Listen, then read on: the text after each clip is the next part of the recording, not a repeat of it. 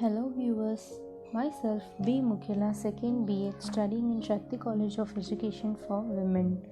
இந்த வீடியோவில் நம்ம எதை பற்றி பார்க்க போகிறோம் அப்படின்னா பிஎட் செகண்ட் இயரில் இருக்கக்கூடிய half course paper creating and inclusive ஸ்கூல்லேருந்து யூனிட் 1ல் டைப்ஸ் ஆஃப் டிசபிலிட்டிஸில் இருக்கக்கூடிய ஒரு டைப்பை பற்றி பார்க்க போகிறோம். ஸோ டைப்ஸ் ஆஃப் டிசபிலிட்டிஸில் மொத்தம் 5 டைப்ஸ் இருக்குது.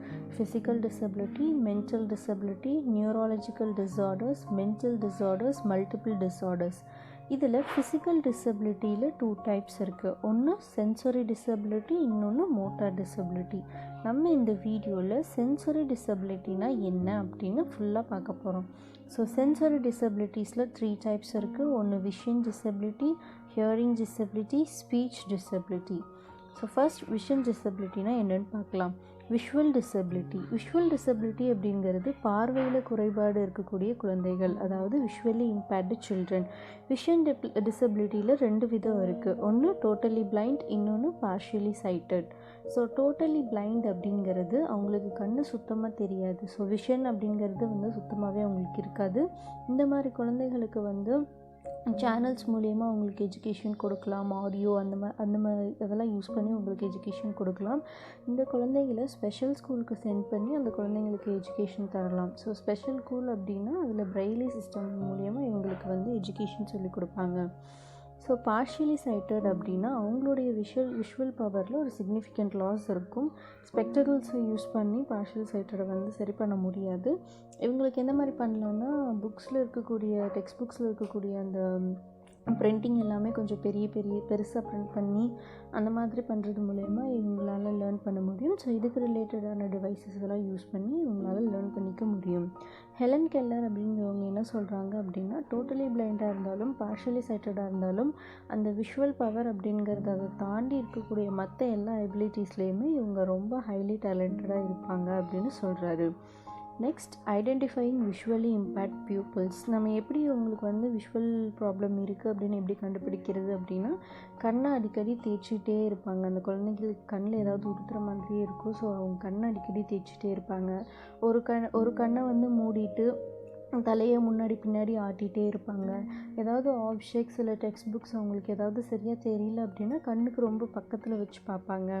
பிளாக் போர்டில் எழுதி போடுறது அந்த குழந்தைங்களுக்கு தெரியலன்னா பக்கத்தில் ஃப்ரெண்ட்ஸ் கிட்ட கேட்டு நோட்ஸ் எடுத்துப்பாங்க. கண்ணை அடிக்கடி சிமிட்டிகிட்டே இருப்பாங்க. அண்ட் கண்ணில் அவங்களுக்கு தேவையில்லாமல் நீர் கோர்த்துக்கிட்டே இருக்குது. இந்த சிம்டம்ஸ் எல்லாம் இருக்குது அப்படின்னா அந்த குழந்தை விஷுவலி இம்பேர்ட் ஸ்டூடெண்ட்டாக இருப்பான். நெக்ஸ்ட், இதனுடைய காசஸ் ஃபார் விஷுவல் இம்பேர்மெண்ட் என்னென்ன அப்படின்னா, ஜெனட்டிக் டிஸார்டர், அதாவது மரபணு மூலியமாக இவங்களுக்கு வரலாம். இதுக்கு முன்னாடி அவங்க வீட்டில் வேறு யாருக்காவது அந்த ப்ராப்ளம் இருந்திருக்கலாம். அடுத்து ஊட்டச்சத்து குறைபாடு மூலியமாக இந்த குழந்தைங்களுக்கு அந்த பிரச்சனை வந்திருக்கலாம். இல்லைன்னா டிசீசஸ் மூலியமாக டயபெட்டிக், குளுக்கோமா, சிவியர் இன்ஃபெக்ஷன் அப்படின்னு இருக்கக்கூடிய இந்த டிசீசஸ் மூலியமாக வரலாம். அப்படி இல்லைன்னா ப்ரெக்னென்சி டைமில் குழந்தை வயிற்றில் இருக்கும்போது தாய் ரொம்ப அதிகமான டோசேஜ் உள்ள டேப்லெட்ஸ், மெடிசின்ஸ் ஏதாவது இருந்துருக்கிறது மூலயமா வரலாம். நெக்ஸ்ட், ஆர்டிஃபிஷியல் இன்ஃபெர்டிலைசேஷன், ஆர்டிஃபிஷியலாக கருத்தரிக்கிறது மூலயமா வரலாம். இல்லைன்னா டெலிவரி டைமில் ஏதாவது ஒரு காம்ப்ளிகேஷன்ஸ் ஏற்பட்டிருக்கலாம். அப்படி இல்லைன்னா ஆக்சிடெண்ட்ஸில் அவங்க பார்வையில் ஏதாவது ஒரு இன்ஜூரியாக இருக்கலாம். ஸோ இதெல்லாம் தான் விஷுவல் இம்பேர்மெண்ட்டோட காசஸ். நெக்ஸ்ட், ஹியரிங் டிசபிலிட்டி அப்படின்னா என்னென்னு பார்க்கலாம். ஹியரிங் டிசபிலிட்டியில் 2 இருக்குது. ஒன்று ஹார்ட் ஆஃப் ஹியரிங், இன்னொன்று டெஃப். ஹார்ட் ஆஃப் ஹியரிங் அப்படின்னா காது கேட்குறது கஷ்டமாக இருக்குதுன்னு சொல்கிறது. டெஃப் அப்படின்னா அவங்களுக்கு காதே கேட்காது அப்படிங்கிறத மீன் பண்ணும். ஹார்ட் ஆஃப் ஹியரிங் எப்படி வரும்னா, ஒருத்தவங்க பிறந்ததுக்கப்புறம் பேச்சு வந்ததுக்கு அப்புறமா அவங்களுக்கு காது கேட்காம போச்சு அப்படின்னா அது ஹார்ட் ஆஃப் ஹியரிங் லிஸ்ட்டில் வரும். டெஃப் அப்படிங்கிறது அவங்களுக்கு பேச்சு வர்றதுக்கு முன்னாடியே காது கேட்காம போயிருந்திருக்கும். அப்படி இல்லைன்னா பிறக்கும் போதே அவங்களுக்கு காது கேட்காம போயிருந்திருக்கும். ஸோ இந்த மாதிரி இருந்தால் அதை டெஃப் அப்படின்னு சொல்லுவோம். Deaf will be dumb also, அதாவது டெஃப் காது கேட்காம இருக்கிறவங்க ஊமையாகவும் கூட இருக்கலாம்.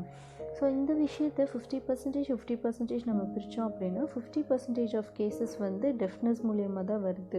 ஸோ அவங்க பிறக்கும் போதே காது கேட்காமல் பிறந்திருப்பாங்க. அப்படி இல்லைன்னா பேச்சு வர்றதுக்கு முன்னாடி காது கேட்காமல் போயிருந்திருக்கும். மீதி இருக்கக்கூடிய 50% அவங்க உடம்புல இருக்கக்கூடிய ஏதாவது ஒரு நோய் மூலியமாக அவங்களுக்கு காது கேட்காமல் போயிருந்திருக்கும். Next, extent of hear loss could be assessed by an audiometer. So சின்ன குழந்தைங்களுக்கு அவங்களோட ஆடியோ லெவலை எதை வச்சு மெஷர் பண்ணுவாங்கன்னா ஆடியோமீட்டரை வச்சு கண்டுபிடிச்சிருவாங்க. Intensity of sound decibel. So சவுண்டோட இன்டென்சிட்டியை வந்து டெசிபிள் அப்படிங்கிற யூனிட்டில் தான் மெஷர் பண்ணுவாங்க. ஒரு மனுஷனால் ரொம்ப லீஸ்ட் பாசிபிளாக அவங்க ஃபீல் பண்ணக்கூடிய டெசிபிள் அப்படிங்கிறது 1 டெசிபிள். ஸோ ஒரு குழந்தை வந்து 50 டெசிபிள்ஸ்க்கு இல்லைனா அதுக்கும் மேலே அந்த குழந்தையால் கேட்க முடியுது அப்படின்னா அந்த குழந்தைய ஆடிட்டர்லி ஹேண்டிகேப்டு அப்படின்னு சொல்லுவோம். ஸோ அந்த மாதிரி குழந்தைங்களுக்கு வந்து ஸ்பெஷல் ப்ரொவிஷன்ஸ் மூலிமா எஜுகேஷன் வந்து சொல்லிக் கொடுக்கணும். அதாவது ஓரல் எஜுகேஷன் அந்த மாதிரி அதன் மூலிமா சொல்லிக் கொடுப்பாங்க. அப்படி சொல்லிக் கொடுக்கும்போது ரொம்ப டைம் வந்து எடுத்துக்கும். அப்படி இல்லைன்னா அவங்க வந்து லிப் ரீடிங், சைன் லாங்குவேஜ் இது எல்லாமே அந்த குழந்தைங்களுக்கு சொல்லித்தரதன் மூலயமா அந்த குழந்தைங்களுக்கு எஜுகேஷன் நம்ம கற்றுக் கொடுக்கலாம். So hard of hearing aids. எப்படி விஷுவல் பவருக்கு வந்து விஷுவல் எய்ட்ஸை யூஸ் பண்ணி அந்த குழந்தைங்களுக்கு பார்வை வந்து ஓரளவுக்கு தெரிகிற மாதிரி செய்வாங்களோ அதே மாதிரி ஹார்ட் ஆஃப் ஹியரிங்காக இருந்துச்சு அப்படின்னா அவங்களுக்கு ஹியரிங் எய்ட்ஸை யூஸ் பண்ணி அவங்களுக்கு வந்து ஹியரிங் கேட்குற மாதிரி. Next, not to get ashamed of using hearing aids. Hearing எய்ட்ஸை யூஸ் பண்ணுறதுக்கு அந்த குழந்தை வந்து வெட்கப்படக்கூடாது. அந்த குழந்தைங்களுக்கு வந்து அது நார்மலாக ஒரு டே டு டே லைஃப்பில் அவங்க எல்லாம் யூஸ் பண்ணுற ஒரு பொருட்கள் மாதிரி அதை யூஸ் பண்ணுறதுக்கான மனப்பக்குவம் அந்த குழந்தைங்களுக்கு இருக்கணும். Next, deaf people need provision of specially trained teacher. So deaf சில்ட்ரன்ஸ்க்கு வந்து ஸ்பெஷலாக ட்ரெயின் பண்ணக்கூடிய டீச்சர்ஸை வந்து அவங்களுக்கு அப்பாயின்மெண்ட் பண்ணி ஒரு நாளைக்கு ஒரு 1 ஹவரோ இல்லை ½ அன் ஹவரோ அவங்களுக்குன்னு தனியாக ஒரு சில ட்ரைனிங்ஸ் கொடுக்கலாம். எந்த மாதிரி அப்படின்னா hearing aids, auditory training, lip reading, sign language, speech correction. So இது எல்லாமே டெய்லி ஒரு ½ அன் ஹவர் இல்லை 1 ஹவர் அவங்களுக்கு ட்ரைனிங் கொடுக்கறது மூலயமா அவங்களுக்கு வந்து கொஞ்சம் எஜுகேஷனை கற்றுக்கிறதுக்கு ரொம்ப ஹெல்ப்ஃபுல்லாக இருக்கும். நெக்ஸ்ட், ஹியரிங் லாஸோடைய காசஸ் ஃபார் ஹியரிங் லாஸில் 2 விதமாக இதை நம்ம வந்து பிரிக்கலாம். ஒன்று சென்சரி நியூரல் ஹியரிங் லாஸ், இன்னொன்று conductive hearing loss. So sensory neural hearing லாஸோட காசஸ்லாம் என்னென்ன அப்படின்னா ஏஜ் ஆஃப்டர் 40 வயசுக்கு மேலே ஆயிடுச்சு அப்படின்னாலே அவங்களுடைய ஹியரிங் நர்வ்ஸ் வந்து ரொம்ப வீக் ஆகிடுச்சு அப்படின்னா அவங்களுக்கு வந்து காது கேட்காமல் போகலாம். லவுடு நாய்ஸ், ரிப்பீட்டடாக அவங்க வந்து லவுடு நாய்ஸ் ரொம்ப அவங்க கேட்டுகிட்டே இருக்கும்போது அவங்களுக்கு வந்து ஹியரிங் லாஸ் ஏற்படலாம். ஜெனட்டிக் அப்நார்மலிட்டி, ஜெனட்டிக் மூலிமா அவங்களுக்கு ஏதாவது ஹியரிங் லாஸ் வந்து இருக்கலாம். வைரல் இன்ஃபெக்ஷன்ஸ், அவங்களுக்கு ஏதாவது இன்ஃபெக்ஷன்ஸ் மூலயமா அஃபெக்ட் ஆகலாம். அதாவது டிசீஸ், அம்மை நோய் அந்த மாதிரி இருக்கக்கூடிய நோய்கள் மூலயமா அவங்களுக்கு வந்து இருக்கலாம். மெனிஞ்சிட்டிஸ், அதாவது மூளைக்காய்ச்சல் வர்றதன் மூலயமா அவங்களுக்கு காது கேட்காமல் போகலாம். அக்கௌஸ்டிக் நியூரோமா அப்படின்னா ஒலி நரம்பியல் நோய், அதன் மூலயமா அவங்களுக்கு வந்து காது கேட்காமல் போகலாம். நெக்ஸ்ட், மல்டிபிள் சீரியோசிஸ், தண்டுவட மரபு நோய், இந்த நோய் வந்துச்சு அப்படின்னாலும் அது காது பாதிக்கும். மேல்ஃபார்மேஷன் ஆஃப் த இயர், காதில் ஏதாவது ஒரு சிதைவு இருக்குது அப்படின்னாலும் காது கேட்காமல் போகும். செரிப்ரல் ஸ்ட்ரோக், பெருமூளை பக்கவாதம் வர்றது மூலயமாவும் காது கேட்காமல் போகும். ஸோ இதை தான் சென்சரி நியூரல் ஹியரிங் லாஸோட causes. Sensory neural hearing loss அப்படிங்கிறது வந்து பெர்மனண்ட்டானது. ஏதாவது ஹியரிங் எய்ட்ஸை வச்சு நம்ம கொஞ்சம் அவங்க இம்ப்ரூவ் பண்ண வைக்க முடியுமே தவிர இதை ஃபுல்லாக க்யூர் பண்ண முடியாது. Next, causes for conductive hearing loss. So conductive hearing loss அப்படிங்கிறது blockage, earwax fluid, ear infection. அதாவது கண்டக்டிவ் ஹியரிங் லாஸ் அப்படிங்கிறது எதனால் ரொம்ப யூஸ்வலாக எதனால் இது வந்து காஸ் ஆகும் அப்படின்னா ஏதாவது பிளாக்கேஜ் இருக்கிறது, அப்படி இல்லைன்னா இயர் வேக்ஸ் வந்து அவங்களுக்கு டூ மச்சாக இருக்கிறது, இல்லைன்னா இயரில் ஏதாவது ஃப்ளூயிட் வந்து ஃபார்ம் ஆகிருக்கிறது, இயரில் ஏதாவது இன்ஃபெக்ஷன் இருக்குது அந்த மாதிரி இருந்துச்சு அப்படின்னா ரொம்ப ஹைலியாக இருக்கும். நெக்ஸ்ட், பர்ஃபரேட்டட் இயர்ட்ரம் அப்படிங்கிறது காது குழாயில் அவங்களுக்கு ஏதோ ஒரு கிழிஞ்சல் இருக்குது அப்படின்னா அதில் ஏதாவது ஓட்டை இருக்குது அப்படின்னா அவங்களுக்கு வந்து காதில் பிரச்சனை இருக்கும். ஓட்டோஸ்க்ளரோசிஸ், அதாவது அப்நார்மல் க்ரோத் ஆஃப் போன் இந்த மிடில் இயரில் இருக்கக்கூடிய போனில் அப்நார்மல் க்ரோத் ஏதாவது இருக்குது அப்படின்னா அது இன்னர் ஹியரிங் போன் அப்படிங்கிறத வந்து ரொம்ப காஸ் பண்ணும். அதாவது அதை ரொம்ப எஃபெக்ட் பண்ணும். இதனால சவுண்டை வந்து டிரான்ஸ்மிட் பண்ணுறதுல அவங்களுக்கு ஏதாவது ஒரு ப்ராப்ளம் இருக்கும். அதை தான் ஓட்டோஸ்க்ளரோசிஸ் அப்படின்னு சொல்லுவாங்க. அதன் மூலயமா இவங்களுக்கு காது கேட்காமல் போகலாம். நெக்ஸ்ட், கொலஸ்டிடோமா, டேமேஜ், ஏதாவது ஹியரிங் போன்ஸில் வந்து ஏதாவது ஒரு டேமேஜ் ஆகிருக்கு இல்லை அதில் ஏதாவது ஒரு இன்ஜியர் ஆகிருக்கு அப்படின்னா அவங்களோட இயர் ட்ரம் வந்து ரொம்ப கொலாப்ஸ் ஆகிடும். ஸோ அந்த கண்டிஷனில் அவங்களுக்கு காது கேட்காமல் போகும். நெக்ஸ்ட் வந்து யூஸ்டேஷியன் டியூப், அதாவது யூஸ்டேஷியன் டியூப் அப்படிங்கிறது அதை சுற்றி இருக்கக்கூடிய வீக்கம் எதனால அப்படின்னா ஜாவில் நம்ம வந்து ஏதாவது சர்ஜரி பண்ணியிருக்கோம், இல்லைன்னா நேசலில் ரேடியோ தெரப்பி பண்ணியிருக்காங்க, இல்லை சைனஸ் கேன்சர் இருக்குது அப்படின்னா அந்த டியூப்பை சுற்றி ஏதாவது ஒரு வீக்கம் ஏற்படும். அப்படி ஏற்பட்டதன் மூலமாக காது கேட்காமல் போகும். டிசபிலிட்டின்னு சொல்கிறாங்க. ஸோ கண்டக்டிவ் ஹியரிங் லாஸ் அப்படிங்கிறது ஒரு டெம்பரரி ஹியரிங் லாஸ் தான். ஒரு ட்ரீட்மெண்ட் கொடுக்கறது மூலியமாகவோ இல்லை ஏதாவது சின்ன சர்ஜரி பண்ணுறது மூலியமாகவோ இதை நம்ம வந்து க்யூர் பண்ணிடலாம். Next speech disability.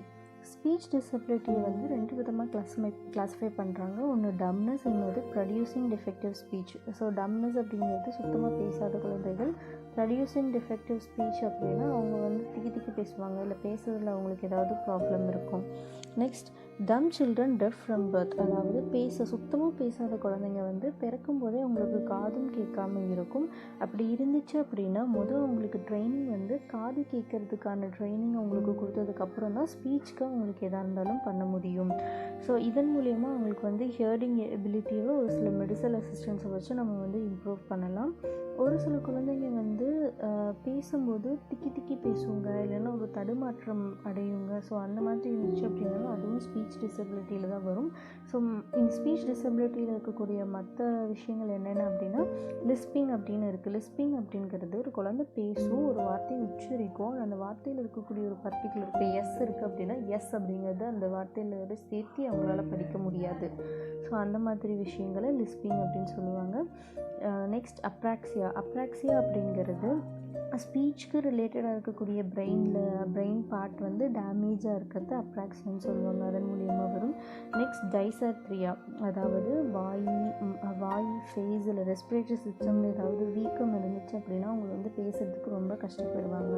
ஸோ இது எல்லாமே ஸ்பீச் டிசபிலிட்டியில் வரும். நெக்ஸ்ட் காசஸ் ஃபார் ஸ்பீச் டிஸார்டர்ஸோட காசஸ் என்னென்ன அப்படின்னா வோக்கல் கார்ட் டேமேஜ். வோக்கல் கார்டில் வந்து ஏதாவது உங்களுக்கு டேமேஜ் இருந்துச்சு அப்படின்னா அது மூலிமா பேச முடியாமல் போகும். பிரெயினில் வந்து ஏதாவது டேமேஜ் இருந்தாலும் பேச முடியாமல் போகலாம். அவங்களுடைய மசில்ஸில் ஏதாவது வீக்கம் ஏற்பட்டாலும் பேச முடியாமல் போகலாம். நெக்ஸ்ட் சுவாச குழாயில் ஏதாவது வீக்கம் இருக்குது அப்படின்னாலும் பேச முடியாமல் போகலாம். இல்லை ஸ்ட்ரோக், பக்கவாதம் வருது, ஸ்ட்ரோக், பாலிப்ஸ் இந்த மாதிரியான நோய்கள் மூலியமாகவும் பேச முடியாமல் போகலாம். அப்படி இல்லைன்னா வோக்கல் கார்டு வந்து பேரலைஸ் ஆகிடுச்சு அப்படின்னாலும் இதனால் பேச முடியாமல் போகலாம். ஸோ இந்த வீடியோவில் விஷுவல், ஹியரிங், ஸ்பீச் அப்படிங்கிற 3 டிசபிலிட்டிஸை பற்றி கம்ப்ளீட்டாக பார்த்தோம். அப்படின்னா என்ன, அதனுடைய மீனிங், அதனுடைய காசஸ்லாம் என்ன அப்படிங்கிறத கம்ப்ளீட்டாக பார்த்தோம். ஸோ இதனுடைய கண்டினியூஷன் நெக்ஸ்ட் யூடியூப் சேனலில் நெக்ஸ்ட் வீடியோவில் இருக்கும், பார்த்துக்கோங்க. தேங்க்யூ.